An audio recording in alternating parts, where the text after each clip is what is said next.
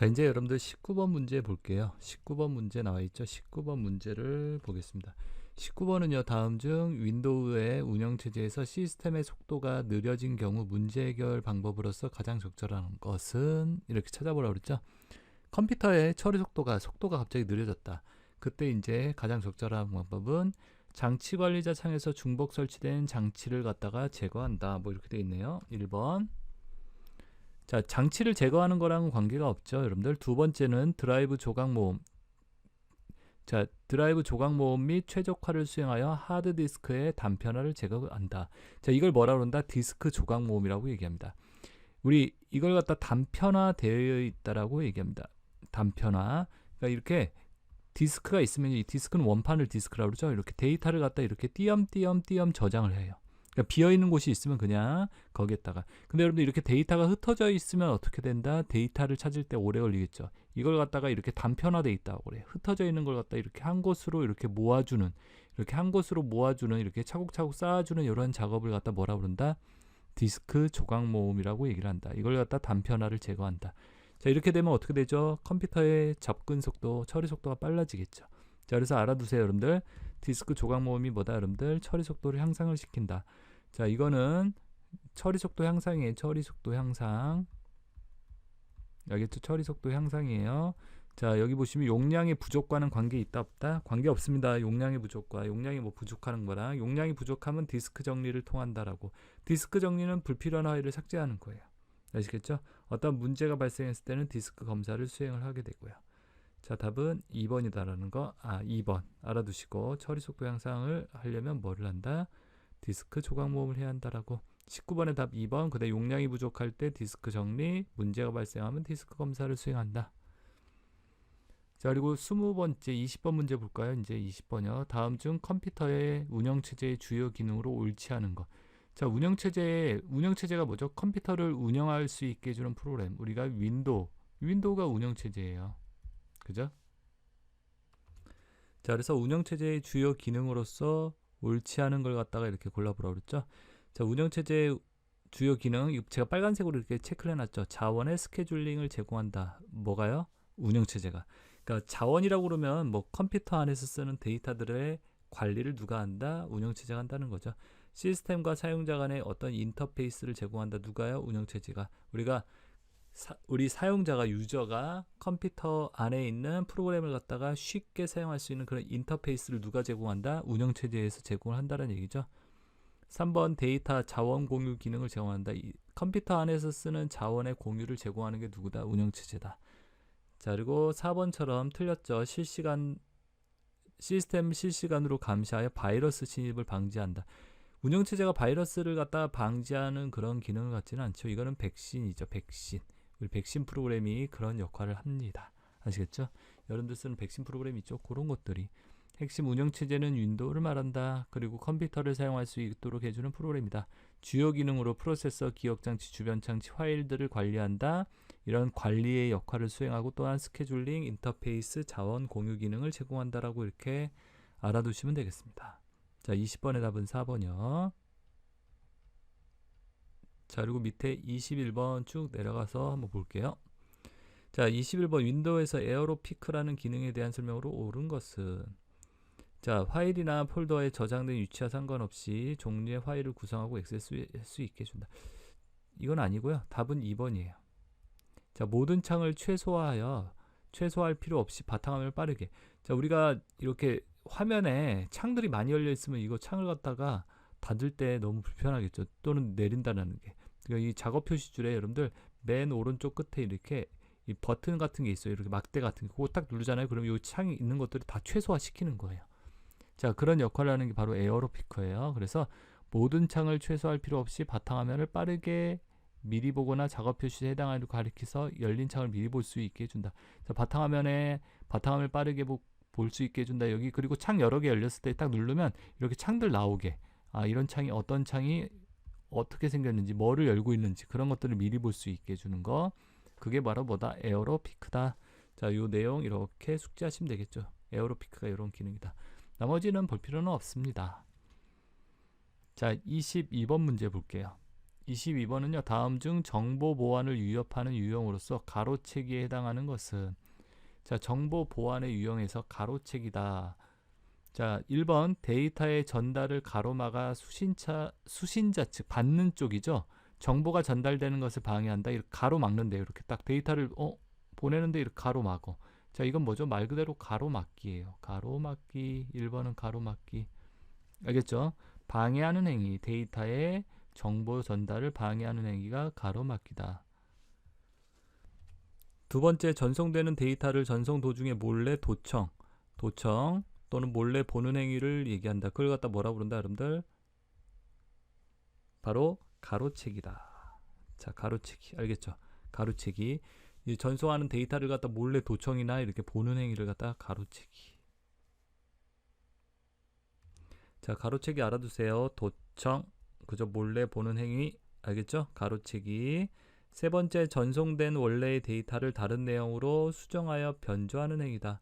이건 변조라고 그러죠. 말 그대로 변조. 다른 내용으로, 알겠죠? 다른 내용으로 수정하는 걸 뭐라 부른다? 변조. 다른 내용으로 변화시킨다. 변조. 그죠? 4번, 다른 송신자로부터 데이터를 송신한 것처럼, 송신된 것처럼, 보낸 것처럼 꾸민다. 이 사람 보내지도 않는데 보낸 것처럼 꾸민다. 바로 그걸 뭐라 그런다? 위조. 위조한다. 그죠? 위조. 송신된 것처럼 꾸미는 거 위조. 그죠? 다른 내용으로 수정한다. 변조. 그 다음에 도청, 몰래 본다. 가로채기. 가로막기는 정보 전달을 방해한다. 이렇게 정보 보안의 위협 형태 4가지를 갖다 여러분들 구분해서 알아두시고요. 아시겠죠, 여러분들? 자, 이 정보 보안과 관련된 것들도 어떻죠? 우리 통신에서 보안이 가장 중요하죠. 중요한 부분이겠죠. 그래서 시험에서도 잘 물어본다라는 거, 정보 보안. 자, 그래서 4가지의 형태들을 알아둘 수 있도록 해주세요.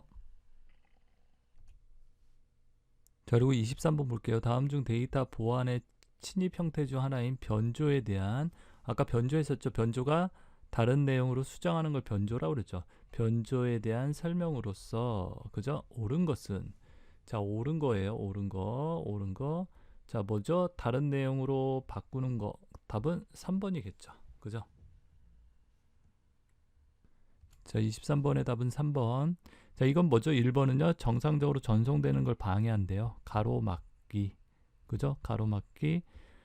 전송 도중에 몰래 엿보거나 유출하는 거. 가로채기. 그죠? 자, 다른 사람이 송신한 것처럼 뭐한다? 꾸미는 거. 위조죠, 위조. 그죠? 자, 그래서 이렇게 정보 보안과 관련된 문제 이렇게 문제 풀어봤습니다. 자, 24번 문제. 자, 이것도 보안과 관련된 내용이라고 볼 수 있습니다. 24번 문제요. 자, 24번은 다음 중 윈도우의 방화벽 기능에 대한 설명으로 옳지 않은 것은, 방화벽이 뭐라고 얘기한다? 여러분들 파이어웰 이렇게 얘기하죠. 자, 방화벽. 우리 건물이 있으면요. 건물에서 이렇게 화재가 발생했을 때 이렇게 화재가 방지하는 걸 방지하기 위해서, 화재가 번지는 걸 방지하기 위해서 벽이 내려오는데 이걸 방화벽이라고 그래요. 자, 그래서 방화벽은 건물에서 어떻게 불이 번지는 걸 방지하는 벽을 말한다. 그래서 외부로부터의 어떤 불법적인 침입을 차단시켜주는, 그죠? 외부로부터의 불법적인 침입을 차단시켜주는 시스템을 의미한다. 내부로부터의 불법적인 해킹은 막지 못한다는 거. 그리고 방화벽은 백신이 아닙니다. 아시겠죠?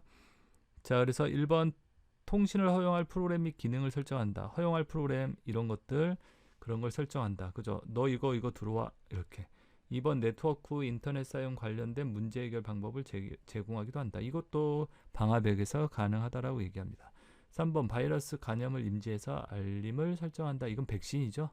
자, 백신 프로그램이 하는 역할입니다. 방화벽은 그런 역할을 가지지는 않습니다. 답은 3번. 항상 방화벽이 이런 문제들을 많이 내요. 보기에서. 바이러스. 그 다음에 네트워크 위치에 따라서 외부 연결의 차단 여부를 설정한다. 자, 외부 연결, 그죠? 외부와의 연결을 갖다 차단을 갖다 설정하는 거. 어떤 단일된 통로를 갖다가 얘가 제공한다고 그래요. 여러 군데 여러 군데 이렇게 접속해서 들어오는 걸 한 군데로 이렇게 딱 모는 거예요. 그래서 여기서 뭐 한다? 검사를 할 수 있게. 적합한 사용자 인지를. 그게 이제 방화벽을 통해서 그런 것들이 가능하다라는 거. 이런 것들 이렇게 봐두시면 되겠죠. 1, 2, 4번. 내부로부터의 불법적인 해킹은 막지는 못한다라는 거 이렇게 알아두시고, 자 26번은 다음 중 윈도우의 사용자 계정에 대한 설명으로 옳지 않은 것은. 자 사용자 계정이 뭐다 여러분들? 아이디하고 비밀번호를 우리가 계정이라고 얘기하죠. 아이디하고 비밀번호를 갖다가, 그죠? 아이디와 비밀번호를 만드는 걸 계정을 만든다라고 얘기를 하죠. 옳지 않은 거예요. 자 계정에는 이제 관리자 계정과 표준 계정. 자 관리자 계정은 사용자는 다른 계정의 컴퓨터 사용 시간을 제어할 수 있다. 관리자 계정은. 그러니까 우리가 예를 들어서 네이버나 다음이라는 뭐 사이트가 있다. 거기에 관리자가 있겠죠. 관리자 계정. 그 다음에 또 누가 있어요? 그냥 표준 사용자 계정이 있겠죠. 우리는 표준 사용자겠죠. 거기 들어가가지고 그냥 그 서비스를 이용하는, 여기 관리하는 관리자가 있겠죠. 관리자 계정이라는 게. 그래서 다른 계정의 컴퓨터 사용 시간 같은 걸 제어할 수 있다. 이렇게 1시간 동안 써라. 뭐 이런 것도 가능하겠죠.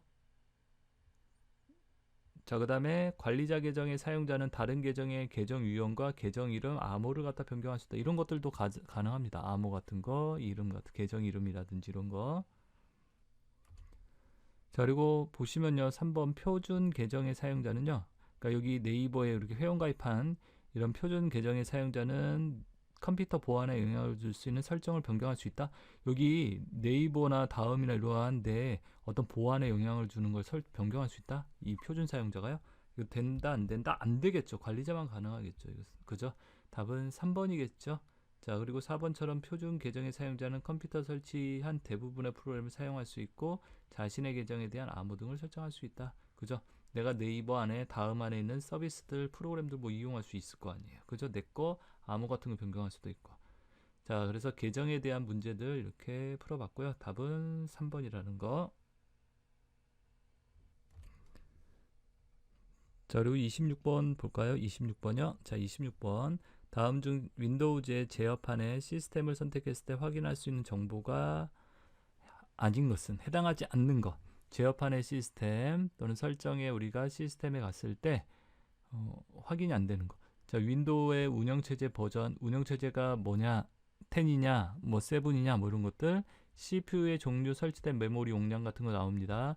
내 메모리가, 내 CPU가 i5다, i7이다, 뭐 이런 것들이요. 메모리가 뭐 16기가다, 뭐 이런 것들 있죠. 우리 주기억 장치, 설치된 윈도우의 정품 인증 내용 같은 것도 나타난다라고 합니다. 자, 이런 것들. 그 다음에 4번 현재 컴퓨터의 이름과 현재 로그인한 사용자 계정이 나타난다. 아이디하고 비밀번호, 그런 것들이 표시되지는 않겠죠. 변경되지 않는 것들이 있어야 한다. 그죠? 시스템에 대한 정보가 나타나는 거니까 이런 것도 시스템 정보는 변경되는 게 아니겠죠, 여러분들. 이렇게. 자, 그래서 이런 것들이 나타나지는 않겠죠. 그래서 시스템 종류, 컴퓨터 이름, 전체 컴퓨터 이름이나 작업 그룹. 자, 그래서 이런 것들이 이제 표시가 된다라는 거, 이렇게 제어판의 시스템에서 시스템의 정보니까 이렇게 변경되지 않는 정보들이 표시된다. 이거는 컴퓨터 로그인한 사용자, 로그인은 수시로 다 바뀔 수 있겠죠. 이런 것들이 표시되지는 않겠죠. 정보로, 시스템 정보로. 26번의 답은 4번. 나머지들 이렇게 어떠한 정보가 표시되는지 알아두시고요. 27번 다음 중 윈도우의 제어판의 접근성 센터에서 접근할 수 없는 기능. 접근성 센터, 어떠한 접근을 쉽게 해줄 수 있게 해준다. 그걸 접근성 센터라고 얘기하죠. 자, 그래서 컴퓨터를 좀 더 쉽게 사용할 수 있도록 이렇게 설정을 하는 부분이에요. 1번 다중 디스플레이를 설정하여 2개의 모니터 화면을 확장하여 표시할 수 있게 해준다. 그러니까 2개의 모니터를 갖다 이렇게 사용한다. 확장해서 이렇게. 이거는 여러분들 접근성 센터가 아니라 디스플레이에서 하는 거예요. 제어판의 디스플레이. 자, 그래서 1번이 해당 사항 없습니다. 자, 돋보기를 이용해서 원하는 화면 부분을 확대해서 볼 수 있게 해준다. 그죠? 눈이 안 좋은, 시력이 좀 안 좋으신 분들을 위한 이런 설정. 나레이터는요, 텍스트를 소리내어 읽어주도록 한다. 그죠? 그 다음에 네 번째, 키보드 없어도 입력이 가능한 화상 키보드 이런 거 제공한다. 자, 그래서 이런 것도 제공한다는 거. 돋보기, 나레이터, 화상 키보드. 그 다음에 여기 고대비 설정을 한다라고 이렇게 알아두시고, 고대비 설정. 화면 이 글씨나 이런 것들 잘 보일 수 있도록요, 배색 같은 걸 갖다 이렇게 바꿔주는 고대비 설정. 돋보기, 나레이터, 화상 키보드, 고대비 설정. 이렇게 네 가지 외워두시면 되겠습니다. 자, 여기 나와 있죠. 그래서 접근성 센터, 돋보기 나레이터, 화상 키보드, 고대비 설정이다 라고요. 이 네 가지를. 자, 그리고 28번이죠. 다음 중 파일, 삭제된 파일이 휴지통이 있죠. 휴지통에 임시 보관되어 복원이 가능한 경우는 어떤 거냐. 자, 이렇게 내가 삭제했으면 여러분들 윈도우에서 삭제하면 그게 어디에 저장이 되죠? 여러분들 휴지통에 저장이 되죠. 근데 그 저장된 거를 갖다 복원이 가능한 경우 어떤 경우인지를 갖다가 찾아보라는 얘기죠. 1번 바탕화면에 있는 파일을 휴지통으로 드래그 앤 드롭 파일 삭제한 경우다. 자, 내가 바탕화면에 있는 거 이렇게 끌어다가 휴지통에 놓으면 어떻게 된다? 삭제가 됩니다. 이런 경우는 복원이 가능하다. 자, 맞아요. 그러면 2번, 3번, 4번은 다 복원이 안 되는 경우라고 이렇게 외워두시면 되겠네요. 자, 보시면 USB로 삭제한 경우, 그때는 여러분들 어떻다? USB에서 삭제하면요 복원이 안 됩니다. 네트워크에서 삭제한 경우도 당연히 복원이 안 되고요. 휴지통의 속성, 휴지통의 등록 정보가 서 최대 크기를 갖다가 0메가로, 휴지통도 용량을 차지하는데 휴지통의 용량이 크기가 0메가이다. 0메가바이트. 휴지통의 용량이 없다라는 거죠. 그러면 삭제가 여기 보관이 된다 안 된다? 안 되겠죠. 자, 그래서 이런 경우들 어떻게 된다? 보관이 안 된다라고 여러분들이 알아두시면 되겠습니다. 자, 그래서 휴지통에 대해서 이렇게 알아봤죠. 그리고 여기 보시면 쉬프트 키를 누르고 삭제하면 영구 삭제된다라는 거. 그리고 휴지통 용량이 꽉 찼을 때, 휴지통이 있죠. 여기 용량이 다 꽉 찬다. 그러면 어떻게 된다, 여러분들? 가장 오래된 거 있죠. 가장 오래된 것부터 없어지고 이제 새로운 게 들어갑니다. 자, 그래서 28번에 이렇게 휴지통에 관한 문제들, 우리 윈도우에서 가장 기본적으로 사용하는 게 휴지통이겠죠. 휴지통에 대한 문제들도 윈도우 기본적으로 많이 나왔던 출제되었던 부분이라는 거 이렇게 알아두시고요. 자, 그리고 휴지통의 용량도 여러분들 어떻게 한다? 지정할 수 있다 없다? 지정 가능하다. 휴지통 용량 크기 지정 가능합니다. 기본적으로 10에서 15%를 갖다가 잡는다라고 얘기를 합니다. 그 다음에 각 드라이브마다 뭐 한다? 설정이 가능하다. 휴지통도요, C 드라이브, D 드라이브 이렇게 있죠. 우리 드라이브라고 그러죠. 이렇게 보조 기억 장치 드라이브마다 휴지통의 크기를 갖다 지정할 수 있다. 그래서 28번 이렇게 1번 문제가 옳지 않은 거고요. 나머지 이렇게 알아두시면 되겠죠. 자, 그리고 29번 보면 영상신호, 다음 중 영상신호와 음성신호를 압축하지 않고 통합하여 전송하는 고선명 멀티미디어 인터페이스로 S비디오, 컴포지트 등의 아날로그 케이블보다 고품질의 음향 및 영상을 감상할 수 있는 것은 무엇이냐? 영상과 영상 신호, 음향 신호를 압축하지 않고 통합해서 하나의 케이블로 보내는 이러한 케이블 연결이에요. 이걸 뭐라고 그런다 여러분들? 우리 모니터 같은 거 컴퓨터에다 연결할 때 요걸 많이 써요. HDMI 단자라는 거. HDMI 단자요.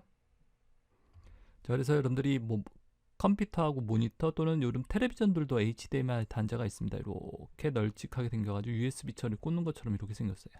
그 다음에 USB 나와 있죠. 자, 그래서 HDMI 요 정도 봐두시고, 또 여기서는 USB가 시험에 또 잘 나오는 부분이니까 USB에 대해 설명을 하겠습니다. USB는 범용 직렬 포트다. 직렬 방식이라고 그래요. 이렇게 하나의 선에서 데이터를 이렇게 일렬로 보내는 직렬 포트다라고 알아두시고, 일반 직렬 포트보다 USB 포트가 데이터 전송 속도가 더 빠르다. 허브를 이용하면 최대 127개까지, 자, 수치 보죠. 항상 숫자 단축키 이런 것들이 시험 문제에서 바꿔서 내기 좋겠죠. 127개 허브를 이용하면 핫 플러그인을 지원한다. 그래서 전원을 끄지 않고 연결할 수 있다라고요. 핫 플러그인, 뜨거운 상태에서, 그러니까 연결되어 있는 상태에서 이렇게 꽂아서 쓸 수 있다. PNP, 플러그 앤드 플레이라고 그러죠. 소프트웨어를 설치 않고도 자동으로 인식이 된다. 우리 USB 꽂으면 어떻게 되죠? 자동으로 인식되고 작동이 되죠. 자, 그리고 색상별로 보면요, USB를 보면요, 안에 색깔이 있죠. 여러분들 흰색은 1.0이에요 12메가 속도 정도 되고요. 검정은 2.0 480메가요. 속도가 엄청 빠르죠. 파란색으로 되어 있으면요 3.0 USB 3.0이라고 얘기합니다. 5기가. 빨간색이나 하늘색으로 되어 있으면 3.1 어떻게 된다? 10기가. 용량 엄청 빠르죠. 10기가, 한 번에 10기가씩 전송할 수 있다는 얘기예요. 자, 그래서 색깔도 안 나올 것 같죠? 색깔 이러고 잘 구분을 해 놓으세요. 빨간색 3.1, 파란색 3.0, 검정색 2.0이다 라고. 속도 차이가 많이 납니다. 보시면 이렇게. 자, 29번의 답은 2번이고요. 그 다음에 30번 문제죠. 30번. 자, 30번 볼게요. 30번 다음 중 USB 인터페이스에 대한 설명으로 옳지 않은 거. USB에 대한 문제죠. 우리 위에서 풀었는데. 그죠, 이거? 자, 직렬 포트보다요 USB 포트의 데이터 전송 속도가 어떻게 더 빠르다. 그죠? USB는 최대 127개까지 확장 가능하다. 맞고요. 핫 플러그인, 플러그 앤드 플레이 지원한다. 맞죠? 1번, 2번, 3번 맞는 거죠? 자, 색상 보세요. USB 커넥터는 색상으로 구분하는 경우 3.0은 USB 3.0은 빨간색이다. 빨간색이요? 3.0은 파란색이라고 그랬죠? 파란색. 그 다음에 USB 2.0은요, 뭐랍니다? 검정색. 그죠? 검정색. 빨간색은 3.1이라고 그랬죠. 자, 그래서 USB에 대한 내용들 이렇게 알아두시고 색상에 따라서 이렇게 구분이 된다는 것도 알아두시고요. 아시겠죠, 여러분들? USB도 생각해 보세요. 우리 많이 쓰는 그 인터페이스, 접속 장치죠. 그렇기 때문에 USB도 시험에 잘 나오는 편이다라고 볼 수 있습니다. 31번 문제죠. 그 다음에 31번. 31번은 다음 빈칸의 용어를 바르게 나열한 것은 이렇게 돼 있죠. 자, A. 생활에서 관찰이나 측정을 통해서 문자나 그림, 요소 등의 값을 의미한다. 자, 어떤 관찰이나 측정을 통해서 얻어낸 우리 숫자나 문자들 이런 것들이 있죠. 그걸 뭐라고 그러냐. 자, 그걸 갖다가 뭐라고 그런다? 자료 이렇게 얘기를 하죠.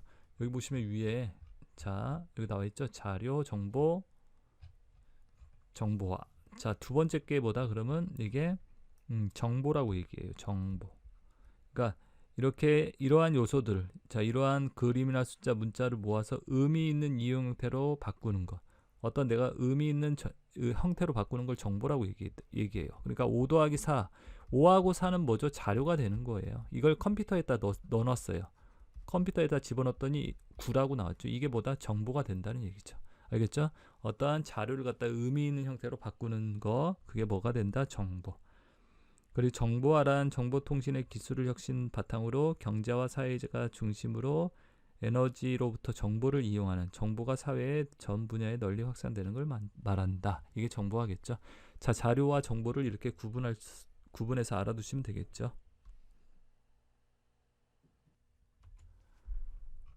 자, 그 다음에 32번 올라가 봐야죠. 32번이요. 다음 중 컴퓨터에서 사용되는 캐시 메모리에 대한 설명으로 옳은 것은 그랬죠. 자, 캐시 메모리. 자, 캐시 메모리를 다른 말로 SRAM이다라고 얘기합니다. 램이 뭐죠? 주기억 장치라고 그러죠. 램, D램 뭐 이렇게. 램은 주기억 장치의 일종이에요. 자, 그래서 캐시 메모리 시험에 잘 나오는 메모리예요, 여러분들. 자, 1번. 보조기억 장치의 일부를, 보조기억 장치가 여러분들이 쓰는 C 드라이브, D 드라이브를 보조기억 장치라고 생각하시면 되세요. 그 일부를 주기억 장치처럼 사용한다. 마치 보조기억 장치의 일부를 주기억 장치처럼 사용할 수 있게 해주는 기법을 가상 메모리라고 얘기합니다. 가상 메모리 기법, 가상 메모리. 자, 이거 알아두시고 가상 메모리가 뭔지. 버추얼 메모리라고 그러죠. 없는데 있는 것처럼 쓴다. 버추얼 메모리. 2번 기억된 정보의 내용의 일부를 가지고, 자, 우리가 내용의 일부를 이용해서 주기억 장치에 접근을 한다. 그게 연관 메모리다 라고 얘기를 하고요. 3번의 EEP롬의 일종으로 비휘발성 메모리다. 자, 이 캐시 메모리는 휘발성 메모리예요. 알겠죠? 램이라는 게 뭐다? 휘발성 메모리예요. 전원이 꺼지면 날아간다. 휘발성 메모리다. 그래서 3번은 틀렸고, 4번이요. 4번은요, 여러분들, 캐시 메모리는 뭐다? CPU, 중앙 처리 장치와 주기억 장치 사이에서 위치하여 컴퓨터의 처리 속도를 향상시킨다. 주기억 장치, 그러면 여기서 D램이라고 얘기합니다. 그러니까 우리가 흔히들 컴퓨터 사면 내 컴퓨터는 뭐 i5, i7에 뭐 16기가다 이렇게 얘기하죠. 16기가 뭐 8기가다 얘기하는 게 바로 주기억 장치의 D램을 뜻하는 말입니다. 그러니까 CPU하고 주기억 장치 D램 사이에서 속도 차이를 줄여주기 위해서 만든 메모리가 SRAM이에요. CPU는 속도가 빠른데 D램이 속도가 느려요. 그래서 이 사이에서 속도 차이를 줄여주기 위해서 하나의 메모리를 만들었는데 그게 바로 뭐다? SRAM이다 라고 이해하시면 됩니다. 나머지 가상 메모리, 그 다음에 여러분들이 이 가상 메모리가 뭔지 이렇게 알아두시고, 아시겠죠? 자, 기억된 내용의 일부를 이용하는 건 연관 메모리, 이렇게 체크를 해주시면 되겠죠. 그 다음에 우리 캐시 메모리는 SRAM이에요. 휘발성 메모리 이렇게. 자, 그리고 33번 나와 있죠. 33번 다음 중 가상 메모리에 대한 설명으로 옳은 것은 가상 메모리. 아까 가상 메모리 있었죠. 보조기억 장치의 일부분을 마치 뭐처럼 주기억 장치처럼 사용하는 게 바로 가상 메모리라고 얘기했습니다. EEP롬의 일종으로 디지털 기기에서 널리 사용되는 비휘발성 메모리다. 자, 이거는 여러분들 EEPROM의 일종으로서 플래시 메모리라고 얘기해요. 플래시 메모리. 전기를 이용해서 내용을 지웠다 썼다 한다. 비휴 발성. 컴퓨터 전원이 꺼져도 날아가지 않은 그런 메모리예요. 우리 디지털 기기, 핸드폰이나 뭐 디카 같은 거 있죠? 그런 데서 메모리로 쓰는 것들 플래시 메모리예요. 자, 2번 주기억 장치 크기보다 큰 용량의 필요로 하는 프로그램을 실행해야 할 때 유용하게 쓰인다. 뭐가요? 가상 메모리. 가상 메모리는 여러분들이 쓰는 C 드라이브 있죠. 보조 기억 장치 일부분을 띄어다가 마치 뭐처럼 주기억 장치처럼 사용한다. 요즘은 500기가 막 이렇게 돼요. 보조 기억 장치가 C 드라이브가. 근데 여기서 나 한 100메가만 쓰고 싶어. 알겠죠? 뭐 1기가만 쓰고 싶어. 1기가만. 주기억 장치로. 그렇게 사용할 수 있게 해주는 거. 없는데 있는 것처럼 쓴다라는 거. 왜? 주기억 장치 용량을 크게 쓰기 위해서. 주기억 장치가 크면 클수록 좋습니다. 이게 운동장이라고 생각하면 돼요. 운동장. 프로그램이나 데이터가 실행되는 장소. 그러니까 이런 운동장이 크면 클수록 좋겠죠. 프로그램이 원활하게 돌아갈 수 있으니까. 자, 그래서 가상 메모리에 대한 설명 몇 번? 2번. 큰 용량의 프로그램을 실행할 때. 자, 그리고 중앙 처리 장치, 주기억 장치, 그럼 캐시라고 그랬죠? 두 장치 간의 속도 차이를 해결하기 위해서 사용되는 임시 기억 공간을 뭐라고 그런다? 어떤 장치와 장치 사이에 속도 차이를 줄이기 위해서 임시로 사용되는 이런 공간들을 뭐라고 그런다? 여러분들 버퍼 메모리라고 얘기합니다. 버퍼. 아시겠죠? 33번에 이렇게 메모리와 관련된 내용입니다. 문제들 이렇게 알아두시고, 그 다음에 밑에 내려가서 쭉 볼게요. 이제 34번이죠. 여러분들 34번. 34번 아래는 노트북의 사양을 나타낸 것이다. 다음 중 기억과 리을에 대한 설명으로 옳은 것은 이렇게 되어 있죠. 자, 인텔 코어 i5 8세대라고 그러는데 이게 뭐죠? CPU를 뜻하는 거죠. CPU. 그죠? 프로세서 종류. 자, 이거 그래서 옳은 거 찾는 거죠. 1번은 틀렸네요. 이거죠. 이거. 니은이 아니라 기억. 메모리 종류, 메모리 어떤 거다? 요거 DDR 램이 메모리입니다. 그죠? 디귿. 디스플레이 크기와 해상도. 자, 이건 디스플레이 크기 우리 뭐 1024에 768이다 이런 것들 해상도 나타낸다라고 그러죠. 자, 여기는 뭐 그래픽 카드라고 그래요. 이거 그래픽 730 뭐 이렇게 그래픽 카드, 그래픽을 지원하는 카드요. 자, 그다음에 SSD 512기가다. 이거는 뭐다? 저장 장치. SSD라는 게 저장 장치예요. 우리 기존에 쓰던 하드 디스크보다 용량이 용량이나 그런 것들은 비슷한데 속도가 빨라요. 자, 기존의 하드디스크보다 소형, 경량, 외부적 충격이 강하고 반도체 칩을 이용해서 만들었다고 그래요. 알겠죠? SSD는 이 하드디스크는 이렇게 디스크로 돼 있어요. 원판의 디스크로. 자, 그래서 소형, 경량, 외부적 충격이 강하고 발음이 아니라 발열이겠죠. 발열, 전력 소모가 적다. 반도체 칩을 사용한다라는 거. 이렇게 해서 지금 이제 많이 쓰는 게 이제 바로 SSD로 이렇게 많이 넘어가고 있습니다, 지금. 그래서 답은 4번이겠죠. 4번. 자, 그리고 35번 문제죠. 다음 중 사물 인터넷에 대한 설명으로 옳지 않은 것. 사물 인터넷이란 말이 많이 나오죠. 옳지 않은 거요. 자, 1번 볼까요? IoT 구성품 가운데 디바이스는 빅데이터를 수집하여 이런 데이터를 갖다가 수집해서 수집된 클라우드와 AI는 수집된 빅데이터를 저장하고 분석한다. 그러니까 이렇게 방대한 양을 데이터를 수집해가지고 AI 인공지능은 수집된 데이터를 저장하고 분석하는 작업을 한다. 이게 이제 사물 인터넷. 그죠? IoT는 인터넷을 기반으로 사람, 사물, 공간을 갖다 연결해서 사물, 사람, 공간 등을 연결해서 상황 분석, 예측, 판단을 갖다가 할 수 있도록 해주는 그러한 서비스가 바로 IoT, 사물 인터넷이라고 얘기를 하는 거죠. 자, 그리고 지능화된 서비스를 자율 제공하는 제반 인프라 또는 융봉합 기술이다라고 얘기를 하겠죠. 3번 현재는 사물을 단순히 연결시켜주는 단계에서 수집된 데이터를 분석해 스스로 사물의 의사를 결정 내리는 단계로 발전되었다. 처음에는 이제 단순히 어떤 사물을 갖다 연결시켜주는 단계에서 이제는 스스로 사물에 대한 어떤 의사결정을 내릴 수 있는 단계까지. 자, 옳지 않은 거 마지막 거 틀렸죠? 자, IoT는 네트워크를 이용해 IoT는 네트워크를 이용할 경우 자, 사물 유사 결정을 내리는 단계로 발전하고 여기 4번에 보면요. 이용할 때 통신 비용이 절약되고 효과가 있으며 정보 보안 기술 적용이 용이해진다. 자, 이게 왜 틀렸냐면요. 자, IoT 어떤 사물이나 사람, 그죠? 공간을 갖다 다 연결한다는 거죠. 네트워크를 통해서. 그렇게 되면 통신 비용이 절감이 될까요? 아니에요, 여러분들. 연결할 수 있는 장치들이 이 네트워크에 연결하는 장치들이 많아짐으로써 어떻게 됐다? 비용이 증가가 되겠죠. 그다음에 정보 보안 기술이 어떻게 용이해진다? 복잡해지겠죠. 아무래도 보안이 중요한 거니까.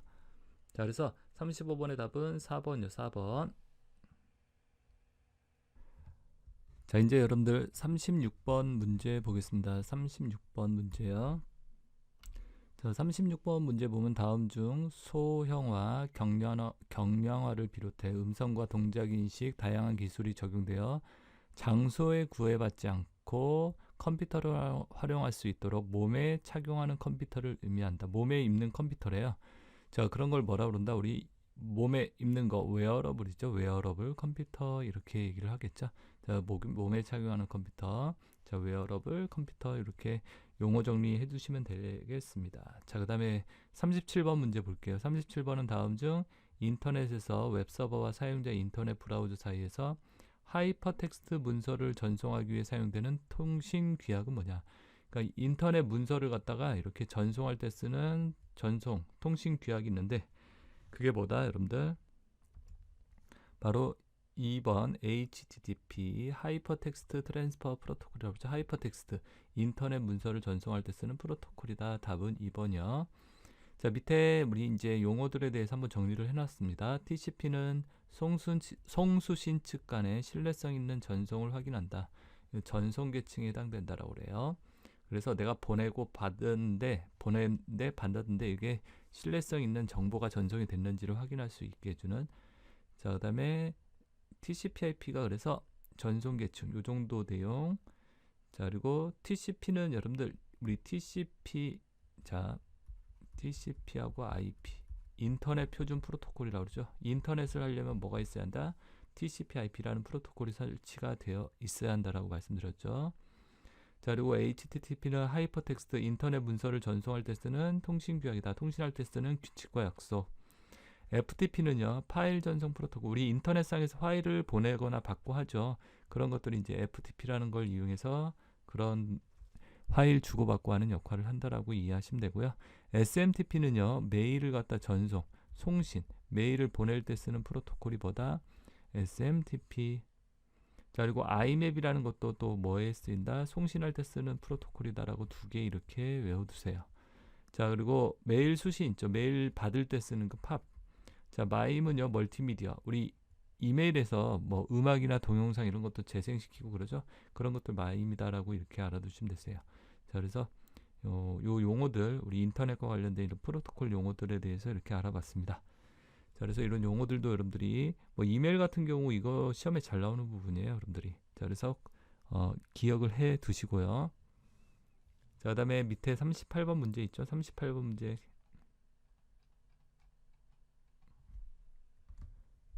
자, 38번은 다음 중 초고속 인터넷을 이용하여 동영상 콘텐츠 정보 서비스를 기본으로 한 텔레비전 기능에 인터넷 접속이 가능하게 하는 서비스는 뭐냐?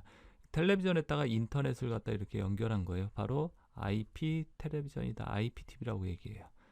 자, 우리가 요즘 텔레비전에서 인터넷 같은 거 이용해서 뭐 유튜브라든지 각종 인터넷 서비스를 검색도 할 수 있게 그런 것들 가능하죠. 그런 거 바로 IPTV다라고요. 자, 그리고 VoIP라고 이렇게 설명해놨죠, 용어들. 자, VoIP는 뭐다? 인터넷 전화 서비스. 보이스 IP 인터넷 프로토콜이다. 이거의 약자입니다.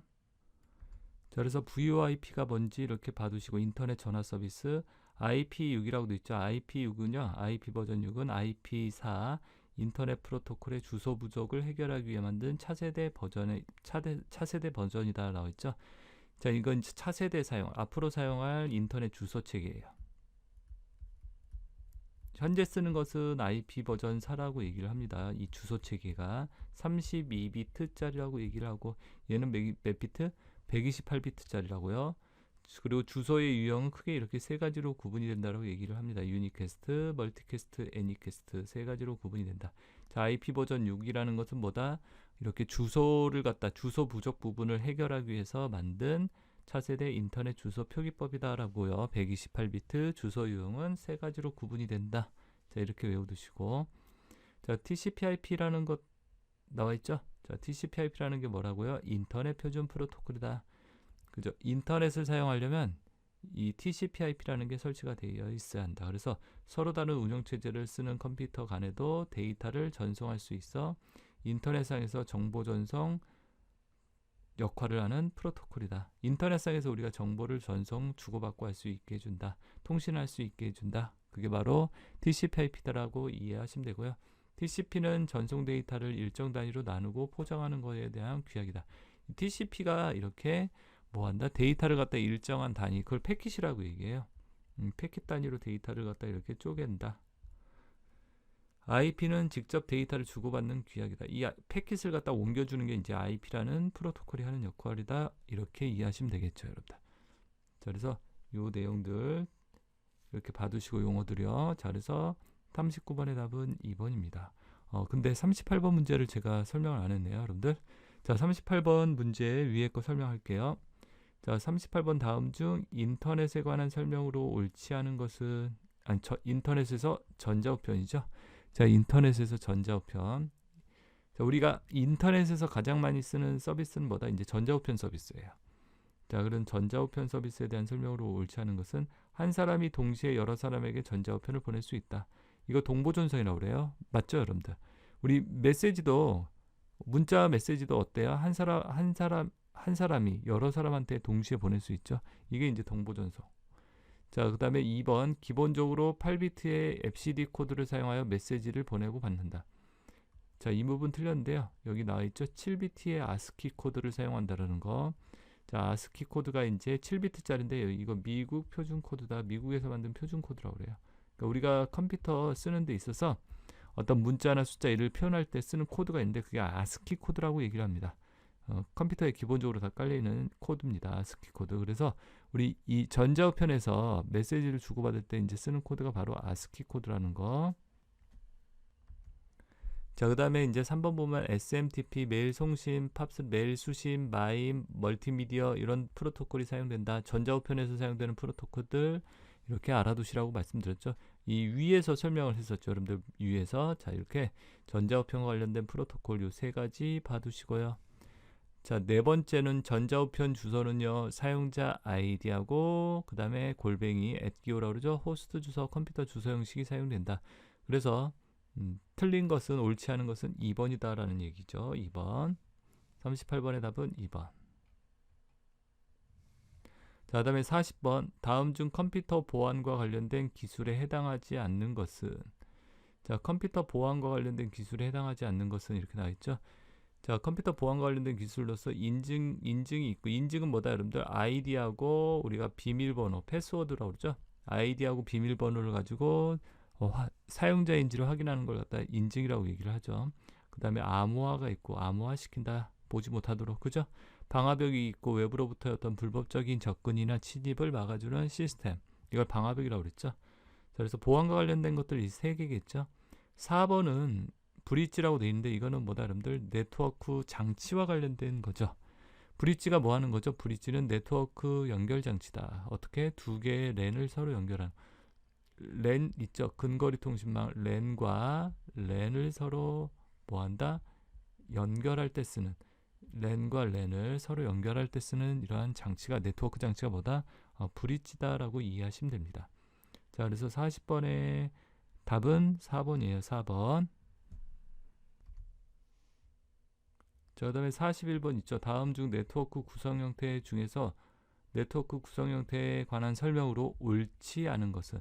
자, 우리가 네트워크의 구성 형태라는 게 있는데 거기서 옳지 않은 것은 자, 1번 망형은요. 응답 시간이 빠르고 노드의 연결이 우수하다 그랬죠. 자, 망형이라는 것은 이렇게 그물망자 써가지고 이렇게 그물처럼 연결되어 있는 거. 컴퓨터들이 이렇게 그물의 형태로 연결되어 있는 걸 뭐라고 그런다? 망형이라고 얘기합니다. 망형. 자, 그래서 망형은요. 이렇게 공중망에서 많이 쓰인다고 그래요. 공중망. 여러 사람이 사용하는 이런 통신망을 공중망이라고 그러죠. 자, 그래서 응답 시간이 빠르고요. 연결성이 우수하다. 모든 컴퓨터들을 다 연결한 이렇게 형태의 네트워크 구성을 갖다 바로 망형이다라고 얘기합니다. 망형, 다른 말로 네트워크형 이렇게 얘기도 하고요. 네트워크형이다라고 얘기를 합니다. 자, 그래서 망형은 공중망에 많이 쓰인다라고 이렇게 기억하시고요. 두 번째 성형이라고 돼 있죠. 성형. 성형은 뭐다? 중앙 집중형 이렇게 얘기합니다. 성형은 별성자를 써가지고 이렇게 성형이라고 얘기해요. 자, 이런 식으로 별 모양처럼 생겼다. 중앙의 컴퓨터를 여러 대의 단말기가 이렇게 연결되어 있는 형태가 바로 성형이다라고 생각하면 돼요. 자, 그래서 성형은 통신망의 처리 능력 및 신뢰성이 중앙 노드의 이 중앙의 컴퓨터에 의해서 좌우된다. 알겠죠? 통신망의 처리 능력이 중앙 컴퓨터에 의해서 이렇게 좌우가 되는 중앙 집중식 네트워크 형태를 성형이다라고. 알겠죠? 그 다음에 버스형, 기밀 보장이 우수하고요. 회선의 길이에 제한이 없다. 자, 근데 제한적이다. 버스 경로는, 버스가 여러분들 우리 버스 있죠. 대중교통. 버스는 어때? 경로가 제한이 돼 있지 않아요? 어디서부터 어디까지 딱 이렇게 가는 게 마찬가지예요. 이 버스형이라는 게 이렇게 버스라는 게 이렇게 데이터가 이렇게 지나가는 통로예요. 이 버스를 갖다가 이렇게 이 하나의 선을 통해서 여러 개의 단말기가 연결되어 있는 형태, 요게 이제 버스형이다라고 얘기를 합니다. 자, 기밀 보장이 뭐 우수하다는 이런 특징을 갖고 있고요. 회선의 길이가 이렇게 제한이 돼 있다라는 거. 자, 그래서 그 내용 이렇게 구성을 갖다 이렇게 알아두시고, 알겠죠? 여러분들 회선 길이가 제한이 있다 없다? 있다라고요. 자, 그리고 링형은요, 통신회선 중 어느 하나라도 고장나면 전체 통신망에 영향을 미친다. 자, 링형은 이렇게 링 모양으로 원, 한마디로 이렇게 원의 형태로 연결되어 있는 게 뭐라? 링형이라고 얘기해요. 그러니까 데이터를 이렇게 전송을 하는데 한 방향으로, 예를 들어서 이쪽 방향으로 전송하는데 여기 끊겼어요. 이렇게 끊기면 어떻게 된다? 데이터 전송이 이루어지지 않겠죠. 그래서 망형의 특징은 예를 들어서 하나라도 회선이 끊기면 전체 통신망에 영향을 미친다. 근데 양방향의 경우는 상관은 없겠죠. 이쪽으로 이렇게 갈 수 있으면요. 그래서 단방향, 양방향 다 가능하다. 자, 그래서 링형 그리고 근거리 통신망, 가까운 거리에 컴퓨터를 연결한 걸 랜이라고 그러죠. 링. 자, 링형에서 많이 쓴다. 랜은 이 근거리 통신망이런데 근거리 통신망에서 이 링형을 많이 사용한다. 이렇게 알아두시면 되겠고요. 자, 그래서 통신망의 형태들 이렇게 네 가지 나와 있는데 네 가지 이렇게 봐두시면 되겠고요. 그리고 이제 트리형이 있어요. 트리형. 그렇게 나뭇가지형. 알겠죠? 요거는 이제 트리형이라고 얘기합니다. 트리형. 나뭇가지형. 가지를 쳐가지고 이렇게 연결하는 형태겠죠? 한마디로. 자, 다음에 42번이요. 다음 중 컴퓨터와 같은 정보기기를 사용하기 위해서 반드시 설치되어야 하는 프로그램. 컴퓨터를 갖다 이용하기 위해서 반드시 설치하는 프로그램이 뭐다? 그런데 이게 꼭 설치되어 있어야 돼요. 그죠? 운영체제겠죠? 운영체제가 뭐죠? 컴퓨터를 운영할 수 있게 해주는 프로그램을 운영체제라고 그러죠. 바로 윈도우. 자, 그래서 42번에 다음 몇 번? 2번이죠. 2번. 그래서 여러분들이 운영체제가 뭐다? 윈도우. 알겠죠? 컴퓨터를 갖다가 사용하는 데 있어서 반드시 설치돼야 하는 프로그램이죠. 컴파일러는 번역 프로그램이라고 그래요. 번역 프로그램. 그러니까 뭐다?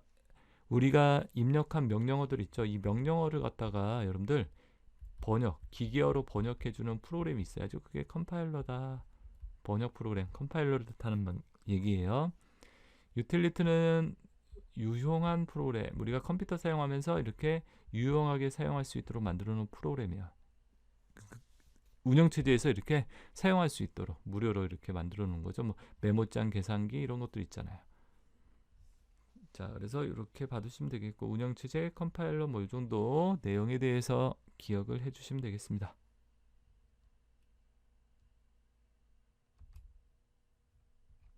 자, 43번 문제 이제 볼까요? 자, 그리고 43번이죠. 다음 중 컴퓨터 운영체제 운영 방식에서 임베디드 시스템에 관한 설명으로 옳지 않은 것은 임베디드 시스템. 자, 임베디드 시스템이 뭐냐? 제어가 필요한 시스템의 두뇌 역할을 하는 전자 시스템으로, 자, 두뇌 역할을 하는 거예요. 자, 자, 그래서 TV, 냉장고 등의 가전제품에 많이 사용된다. 그러니까 하나의 CPU라고 생각하면 돼요. 어떤 특정 기능을 수행하는 CPU가 바로 임베디드 시스템이다라고 생각하면 돼요. 자, 그러니까 TV나 냉장고 등의 가전제품에 우리 이제 가전제품 있죠, 여러분들. 뭐 세탁기면 세탁기, 냉장고면 냉장고. 거기 안에 어떤 그 가전제품만 필요로 하는 어떤 프로그램들이 있겠죠. 그죠? 그런 것들을 갖다 내장하고 있는 그러한 CPU를, 반도체 칩을 갖다가 바로 임베디드 시스템이다라고 생각하시면 되세요. 자, 그래서 TV나 가전제품 이런 데 많이 사용된다. 자, 그래서 특정 기능을 수행하는 프로그램을 탑재하여 컴퓨터의 기능을 수행하는 것이다. 컴퓨터처럼. 알겠죠? 어떠한 데이터를 처리하고 프로그램을 실행시키는 역할을 한다는 거죠. 자, 그 다음에 하드웨어와 소프트웨어가 하나로 결합되어 있는 거다. 그러니까 이렇게 반도체 칩, 하드웨어에 뭐가 소프트웨어, 어떤 프로그램이 들어가 있는 형태니까요. 그죠? 이러한 제어 시스템이다. 제어. 어떤 제어를 한다는 말은 뭐죠? 관리, 감독한다라는 얘기겠죠. 이 장치들을. 그게 바로 뭐다? 임베디드 시스템이라고 얘기를 하는 거죠. 자, 2번은 처리할 데이터를 일정량, 일정 시간 모았다가 한꺼번에 처리한다. 이걸 뭐라 그런다? 일괄 처리 방식이라고 얘기하죠. 배치, 프로세싱. 한꺼번에 모아서 처리한다. 이건 배치. 43번의 답은 2번. 옳지 않은 거 2번이요. 이건 처리 방식에 대한 문제입니다. 일괄 처리라는 게 뭐다, 여러분들? 한꺼번에 모아서 처리하는 걸 일괄 처리. 이렇게. 자, 그다음에 일괄 처리 말고 이제 즉시 처리가 있죠. 실시간 처리라고 얘기하죠. 데이터가 발생하는 즉시 처리한다. 실시간 처리. 이렇게 알아두시면 됐고요. 처리 방식에서. 자, 그 다음에 44번이죠. 다음 중 컴퓨터에서 사용되는 유니코드에 대한 설명으로 옳은 것은?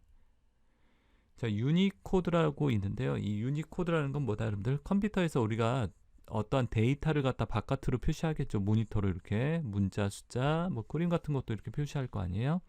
그런 것들을 데이터를 갖다 이제 한마디로 문자 데이터를 표현할 때 쓰는 코드다, 방식이다. 요것들이 이렇게 정리를 해놨습니다. BCD, ASCII, FCD, 유니코드라고요. 이렇게 네 가지로 정리를 했고요. 거기서 BCD 코드가 있는데 BCD는 6비트를 사용한다. 총 6개의 비트를 이용해서요. 64가지의 정보를 표시한다. 알겠죠? 자, 그리고 ASCII 코드가 시험에 잘 나오는 코드인데요. 7비트짜리로 128가지. 자, 어떻게 계산한다? 2의 6승. 64가지죠. 2의 7승. 여기다 곱하기 2 한 거니까 128가지. 이렇게 된다는 거죠. 자, 그래서 ASCII 코드는 7비트짜리로요. 128가지의 정보를 표현하고 개인용 컴퓨터 또 통신에서 사용되는 코드다. 자, 우리가 이제 개인용 개인용 컴퓨터에서 이렇게 사용되는 코드고요. 통신할 때. 그래서 이메일에서 우리가 기본적으로 뭘로 ASCII 코드를 이용해서 메시지를 주고받고 한다라고 얘기를 합니다. 자, 아메리칸 스탠다드 코드, 미국 표준 코드다라고 얘기합니다. 미국에서 만든 표준 코드. 자, 그 다음에 그 밑에 유니코드 있죠. 국제 표준 코드로 2바이트 완성형이다. 그러니까 글자를 갖다 2바이트를, 그러니까 16비트를 이용해서 데이터를 갖다가 표현하는 코드입니다. 그리고 전 세계 여러 나라의 문자를 갖다가 표현 가능하다. 자, 그래서 뭐 한자 또는 일본어 또는 뭐 다른 나라 언어 있죠. 러시아 뭐 이렇게 세계 여러 나라의 언어를 표현할 수 있게 만든 게 유니코드예요. 2바이트 16비트라서 2의 16승에 해당하는 값을 표현합니다. 알겠죠? 자, 그래서 이렇게 사용되는 코드다. 그래서 정보 처리와 정보 교환용으로도 사용이 되고 이렇게 돼 있죠. 자, 그래서 유니코드에 대한 설명으로서 옳은 것은 답은 4번 돼 있죠. 데이터 처리나 교환을 위한 한개 문자를 어떻게 16비트로 표현한다. 자, 1번은 표현 가능한 문자 수는 최대 256가지다. 256가지는 뭐다, 여러분들? FCD 코드요. EBCD IC 코드. 여기 8비트짜리 있죠?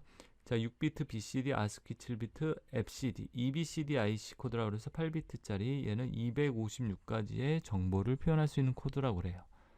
그 다음에 대형 컴퓨터에 사용되는 코드다. 뭐가요? FCD 코드, EBCD IC 코드요. 유니코드는 16비트. 각각 코드들의 비트 수를 알아두시고 특징도 ASCII 코드가 시험에 많이 나옵니다. 또는 유니코드요. 자, 그래서 이렇게 알아두시고 에러 검출이나 교정이 가능한 코드다 이렇게 돼 있는데 이건 해밍 코드라는 코드를 이용해서 이렇게 우리가 에러가 있는지 없는지를 검사하고 교정을 할 수 있게 만든 코드가 해밍 코드다라고 이렇게 이해하시면 될 것 같습니다.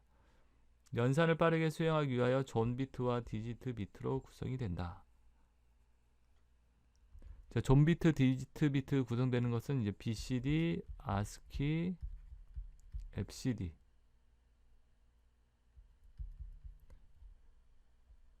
EBCD, IC 코드, FCD라고 그러죠.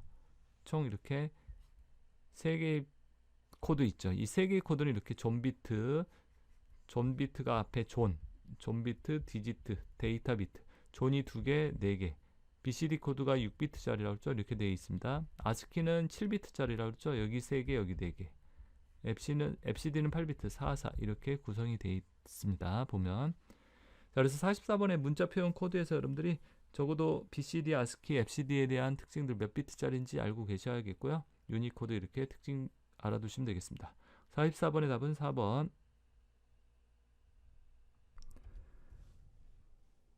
자, 그 다음에 45번이요. 45번 문제 볼게요. 다음 중 자료의 구성 단위에 대한 설명으로 옳지 않은 거 그랬죠? 우리 자료의 구성 단위, 자료는 어떻게 구성이 된다, 여러분들? 가장 작은 단위가 뭐다? 비트라고 얘기합니다. 비트. 여기 돼 있죠? 0과 1로. 자, 0과 1로 구성되어 있는 0, 1을 갖다 우리가 비트라고 그래요. 컴퓨터를 구성하는 가장 작은 자료의 단위. 비트가 모여서 뭐가 된다? 이제 니블을 만들게. 니블이라는 단위가 있어요. 니블은요 4비트의 모임이에요. 4비트를 모아는 게 니블. 그 다음에 니블보다 이제 더 큰 단위가 바이트예요. 1바이트. 1바이트는 이제 8비트, 8개의 비트가 모인 거. 자, 바이트가 모여서 뭐를 만든다, 여러분들? 바이트가 모이면 문자 하나가 이제 바이트예요. 문자, 글자 한 개를 갖다 우리가 1바이트라고 얘기합니다. 그러니까 8비트. 자, 그 다음에 바이트가 모이면 뭐가 된다, 여러분들? 워드가 됩니다. 워드. 그러니까 문자 하나가 바이트라고 그랬죠? 자, 그러면 문자가 모여서 워드를 만들겠죠. 워드, 단어. 그죠? 워드는 이제 여러분들 기본적으로 32비트 이렇게. 이게 이제 전 워드라고 그래요. 전 워드. 그 다음에 이거의 반이 이제 반 워드 이렇게 얘기하고요. 반 워드는 16비트. 그 다음에 더블 워드 이렇게 있는데, 그러니까 비트는 이렇게 비트, 바이트, 비트, 니블, 바이트, 그 다음에 워드. 워드는 대충 32비트 이렇게 생각하시면 돼요. 전 워드 이렇게 해가지고 워드가 모이면 뭐가 된다? 필드를 만든다고 그래요. 필드, 항목, FIELD, 필드. 국어, 영어, 수학 이렇게 필드라고 얘기하죠. 어떤 특정 의미를 갖는 항목이죠. 그 문자들의 집합, 그죠? 워드의 집합이겠죠. 필드가 모여서 뭐를 만든다? 레코드를 만듭니다. 필드의 집합. 그러니까 국어, 영어, 수학 이렇게 있어요. 국어 80점, 영어 80점, 수학 80점, 90점. 이게 필드라는 얘기죠. 아니, 레코드. 알겠죠? 필드에 서로 다른 여러 개의 필드가 모이면 그걸 레코드. 레코드가 모여서 뭐를 만든다? 파일을 만든다는 거죠. 파일이 모여서 뭐를 만든다? 이제 데이터베이스, DB라고 얘기해요. DB, 데이터베이스. 자, 옳지 않은 거. 그래서 데이터베이스는 파일의 집합을 얘기한다. 맞죠? 워드는요, 한 번에 처리할 수 있는 명령 단위다. 그러니까 워드라는 거는 여러분들 우리 32비트 컴퓨터다, 64비트 컴퓨터다 그러죠? 그게 워드의 단위예요. 한 번에 32개를 또 한 번에 64개를. 자, 그래서 2번도 맞는 말이고요. 3번 니블은 4개의 비트가 모여서 1개의 니블을 구성한다. 그죠? 4번 틀렸는데요. 비트는 정보의 최소 단위로 5비트가 모여서 아니죠. 5비트가 모여 1바이트를 이룬다. 아니죠. 8개의 비트가 모여서 1바이트를 이룬다. 자, 그래서 여러분들이 자료의 구성 단위를 기본적으로 알고 있어야 합니다. 우리가 기본적으로 컴퓨터를 배운다라고 했을 때는 이렇게 자료의 구성이 어떻게 되는지 알고 계셔야 한다는 거. 여기 보시면 이렇게 쭉 정리를 해놨죠, 여러분들. 이렇게 정리한 것들 한번 봐두시고요.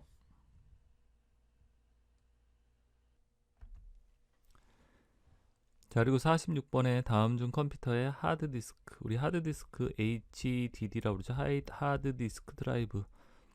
보조기억 장치죠, 여러분들. 보조기억 장치. 그러니까 여러분들이 쓰는 C 드라이브, D 드라이브 있죠? 그게 이제 하드디스크 보조 기억 장치예요. 하드디스크의 연결 방식은 SATA, 시리얼 ATA 방식에 대한 설명으로 옳지 않은 것은. 시리얼이란 말이 뭐죠? 직렬이라고 얘기합니다. 직렬. 우리가 데이터를 갖다 이렇게 하나의 선에서 이렇게 보내는 걸 직렬이라고 그러죠. 병렬은 여러 개의 선을 통해서 동시에 보내는 거. 패러럴 이렇게 얘기합니다. 자, 그래서 옳지 않은 거. 병렬 인터페이스다. 시리얼이 뭐죠? 직렬이라고 그랬죠. 자, 1번이 틀린 거죠. 그래서 답은 1번이고요. 핫플러그인 지원한다. 핫플러그인 컴퓨터 이렇게 켜져 있는 상태에서 연결 해제 가능하다. USB 같은 것도 그거죠. 컴퓨터 켜져 있는 상태에서 연결했다 뺐다 이런 거 가능하잖아요. 핫플러그인. 시모스에서 지정하면 자동으로 뭐를 한다? 마스터 슬레이브가 지정이 된다. 그러니까 우리가 하드디스크를 갖다 이렇게 여러 개 닫았을 때 하나는 마스터라고 얘기해요. 하나는 슬레이브라고 얘기합니다. 이게 이제 자동으로 지정이 된다 이렇게 돼 있고요. 그 다음에 전송 속도가 빠르다 이렇게 돼 있습니다. 자, 그래서 시리얼이란 말이 직렬이다 라고 이렇게 표시를 해놨습니다. 답은 1번. 자, 이렇게 봐두시면 되겠고요. 47번이요. 그 다음에 자, 47번 쭉 볼게요. 다음 중 컴퓨터의 하드웨어를 업그레이드 할 때, 업그레이드가 뭐죠? 여러분들 업그레이드 한다, 좋은 걸로 바꾼다 이런 뜻이죠. 좋은 걸로 교체한다, 이걸 업그레이드 한다라고 얘기하죠. 그러니까 내가 이제 컴퓨터가 조금 느려져 가지고 좀 새거 좋은 걸로 바꾸고 싶어요. 그걸 갖다 뭐 한다? 업그레이드 한다라고 얘기하죠. 작을수록 좋은 것은, 수치가 작을수록 좋은 게 있대요. 수치가 높으면 다 좋은 것 같은데, 그죠? CPU의 클럭 속도, CPU가 이제 작동되는 속도가 높으면 높을수록 좋다. 우리 자동차의 배기량 생각하면 돼요. 뭐 2000cc 자동차가 있고 3000cc 자동차가 있고, 그러면 3000cc가 더 좋은 거죠. 하드디스크 보조 기억 장치 용량도 큰 게 좋고요. 자, 램의 접근 속도는 어떻다? 빠를수록. 어떻게 빠르다? 이게 접근 속도가 낮을수록 빠르다라고 얘기해요. 전송 속도, 모뎀의 전송 속도는 빠를수록 좋고, 전송 속도 용량이 500기가냐 1000기가냐 1테라바이트냐 이거죠. 용량이 크면 클수록 좋은 거죠. 자, 램의 접근 속도는요 10의 마이너스 3승 10의 마이너스 6승 이렇게 표시가 된다라고 해요. 자, 그래서 여러분들이 10의 마이너스 3승이다 그러면 10의 마이너스 3승은 얼마죠? 1000분의 1초죠. 10의 3승분의 1이니까 1000분의 1초. 그러면 10의 마이너스 6승은요 여러분들 100만분의 1초겠죠. 그죠? 100만분의 1초. 자, 그래서 이게 여러분들 어떤 게 이 값이 어떻게 되죠? 여러분들 작을수록 뭐가 된다? 이게 더 작은 거죠. 작을수록 뭐가 된다? 더 좋다라고 얘기합니다. 램에 대한 접근 속도, 램에서 데이터를 접근하는 속도가, 그죠? 10초짜리보다 5초짜리가 더 좋은 거 아니에요? 작을수록, 그죠? 답은 그래서 3번이 된다는 얘기입니다. 자, 그래서 여러분들이 이렇게 속도, 램은 속도가 뭐한다? 이렇게 작을수록 좋은 것이다. 그래서 답은 3번이요. 그리고 여러분들 속도에 대해서 이렇게 컴퓨터의 처리 속도를 나타나는 단위에 대해서 한번 설명을 드릴게요. 가장 작은 단위 밀리세컨드라고 그래요. 10의 마이너스 3승초. 자, 이것보다 빠른 거는 뭐냐? 마이크로세컨드 10의 마이너스 6승초. 그 다음에 이것보다 빠른 거는 ns 10의 마이너스 9승초. 자, 이것보다 더 빠른 거는요.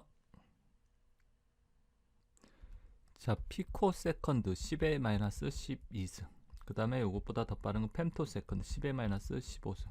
그 다음에 더 빠른 거는 아토세컨드 10의 마이너스 18승. 자, 이렇게. 자, 그래서 보이시죠 여러분들? 이렇게 쭉 3씩 증가되는 거 보이세요? 3씩 이렇게 증가가 되는 거. 자, 그래서 밀리세컨드라고 그래요. ms 가장 속도가 느린, 이제 여기 느린 게 10의 마이너스 3승, 그 다음에 10의 마이너스 18승 이렇게. 자, 그래서 a f p n 그 다음에 마이크로 m 이렇게 외우면 되죠. 자, 그래서 AFPN 마이크로 M이다. 아니면 AFPN 이렇게 하고 끝에 M 이렇게 외워도 되죠. 그래서 여기가 10의 마이너스 3승이고 여기 3씩 더해가면 돼요. 여러분들 3, 6, 9, 12, 15, 18 이렇게 더해가면 되시겠죠. 자, 그래서 AFPN 끝에 M 이렇게 외워두세요. 자, 그래서 처리 속도도 이렇게 잘 나오는 문제예요. 그리고 처리 속도도 제가 설명을 드렸으니까 처리 속도도 좀 숙지해 주시고요. 자, 그리고 48번 문제죠. 다음 중 플래시 메모리에 대한 설명으로 옳지 않은 것은 플래시 메모리 EEPROM이라고 얘기해요. EEPROM. 롬이 뭐죠? 롬, 리드 온리 메모리. 단지 읽기만 한다. 그러니까 이건 전기를 이용해서 읽고 쓰고가 가능한 메모리야. 우리 전기 있죠? 전기를 이용해서 메모리의 내용을 지웠다 썼다 한다. 그게 이제 EEPROM이고. 자, 플래시 메모리는 그래서 여러분들 EEPROM의 일종이에요. 자, 그래서 USB 같은 거 있죠. USB 메모리 있죠. 그런 게 바로 플래시 메모리라고 합니다. 전기를 이용해서 여러분들 USB 이렇게 꽂으면 미세하게 전기가 흐르겠죠. 그 전기를 이용해서 지웠다 썼다 한다는 얘기예요. 자, 그래서 옳지 않은 거 그랬죠. 여러분들 이 비롬에 대한 설명으로 정보의 입출력이 자유롭고 전송 속도가 빠르다. 맞죠?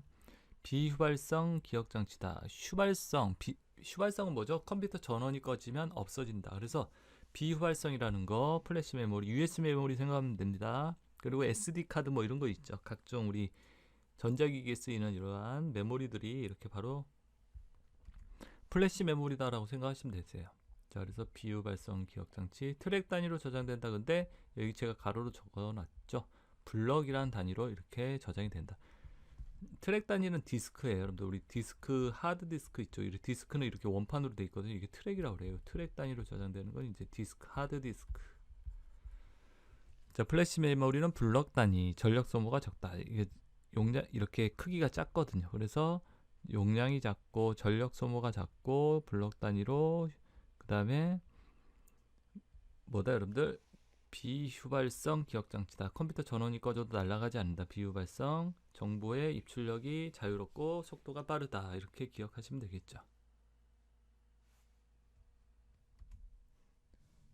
자, 그 다음에 밑에 49번 문제 볼게요. 이제 49, 50번 문제. 다음 중 49번 다음 중 유틸리티 프로그램에 대한 설명으로 적절하지 않은 것은 적절하지 않은 거라고 그랬죠. 다수의 작업이나 목록에 대하여 적용하는 편리한 서비스 프로그램이나 루틴을 말한다. 자, 어떤 작업이나 목적에 대해서 적용되는 편리한 서비스 프로그램, 이걸 유틸리티라고 얘기합니다. 그래서 우리가 어떤 작업이나 목적 편리하게 이용할 수 있도록 만든 서비스 프로그램이에요. 그러니까 제가 말씀드렸죠. 우리 운영체제 깔면 메모장, 그림판, 계산기 뭐 이런 것들이 있죠. 그런 것들이 바로 뭐다? 유틸리티다라고 생각하시면 됩니다. 유틸리티. 자, 적절하지 않은 거예요. 2번 컴퓨터 동작에 필수적이고 컴퓨터를 이용하는 주 목적에 대한 일부 특정 작업을 수행하는 소프트웨어를 가리킨다. 자, 여러분들 여기서 보면 컴퓨터 동작이 필수적이다란 말은 이건 틀린 거죠. 메모장, 계산기, 그림판 이런 것들이 꼭 필요한 건 아니겠죠. 우리 컴퓨터 동작하는데 꼭 필수적이라고 볼 수는 없죠. 여러분들 뭐 계산기가 없다고 해서 그림판이 없다고 해서 컴퓨터를 못 쓰는 건 아니니까요.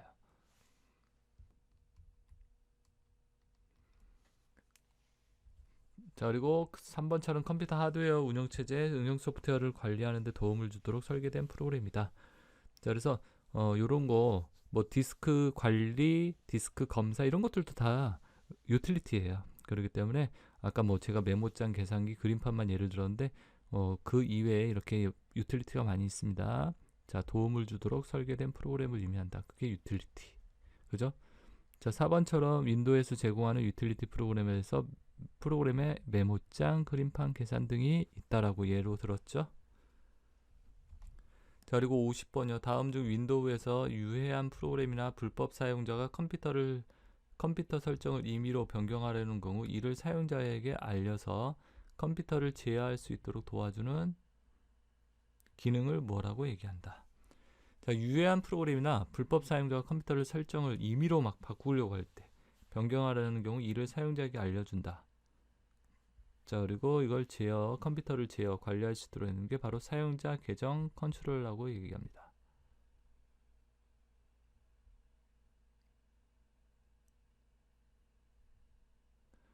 자, 그래서 50번까지 이렇게 문제를 갖다가 이렇게 풀어봤죠, 여러분들. 그죠? 자, 그래서 50번까지 이렇게 1과목 문제를 갖다 이렇게 정리를 해봤습니다. 자, 여러분들이 이렇게 1과목과 관련돼서 컴퓨터 일반 50개 문제를 풀어봤는데요. 이 부분 열심히 반복해서 좀 공부해 주시고요. 여러분들이 시험에서 좋은 결과 있기를 갖다가 기원하겠습니다. 알겠죠, 여러분들? 자, 그리고 언제든지 저 이메일로 이렇게 시험 보시고 나서 선생님 어떤 문제 나왔습니다 라고 이렇게 피드백을 해주시면 감사하겠습니다. 그리고 뭐 합격 결과도 이렇게 메일로 보내주시고 궁금한 점 있으면 이렇게 메일로 보내주시면 제가 빠른 시간 내에 답장도 해드릴게요. 자, 여러분들 수업 듣느라 수고들 많이 하셨습니다. 수고하셨습니다.